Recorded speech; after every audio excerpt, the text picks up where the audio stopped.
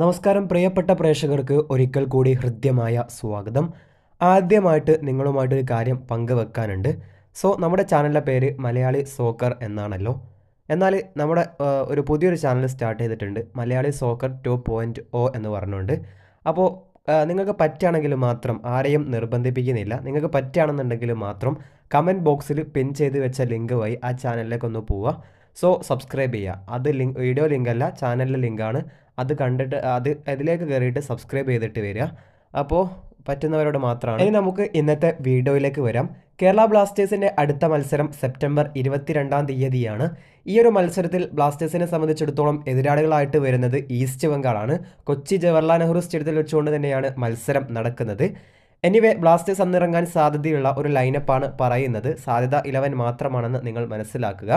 ഏതായാലും ഈസ്റ്റ് ബംഗാളിലേക്ക് വരുമ്പോൾ ഡിമിത്രിയോസും അതുപോലെ തന്നെ ജെയ്സൺ സിംഗ് അടക്കമുള്ള താരങ്ങൾ അവിടെ ഇപ്രാവശ്യമുണ്ട്. ലൈനപ്പിലേക്ക് വരുന്ന സമയത്ത് ഗോൾ പോസ്റ്റിൽ സച്ചിൻ സുരേഷും ഡിഫൻസിൽ മിലോസ് ഡ്രെൻസിച്ചും പ്രീതം കൊട്ടാരം സെന്റർ ബാക്കായി കളിക്കുമ്പോൾ റൈറ്റ് ബാക്കായിട്ട് സന്ദീപ് സിംഗും ലെഫ്റ്റ് ബാക്കായിട്ട് ഐബൻ ദോഹ്ലിങ്ങും മിഡ്ഫീൽഡിലേക്ക് വരുമ്പോൾ ഫ്രെഡി ലാലമാവുകയും അസ്അറും അതുപോലെ അറ്റാക്കിംഗ് മിഡ്ഫീൽഡറായിട്ട് ആഡ്രിയാൻ ലൂണിയും വിങ്ങിൽ രാഹുൽ KP റൈറ്റ് വിങ്ങറായിട്ട് വരുമ്പോൾ ലെഫ്റ്റ് വിങ്ങറായിട്ട് നോഹ സദോയും ഗോൾ പൗച്ചറായിട്ട് അല്ലെങ്കിൽ സ്ട്രൈക്കറായിട്ട് ജീസസ് ജിമിനസും കളിക്കാനുള്ള സാധ്യതകളാണ് ഞാൻ കാണുന്നത്.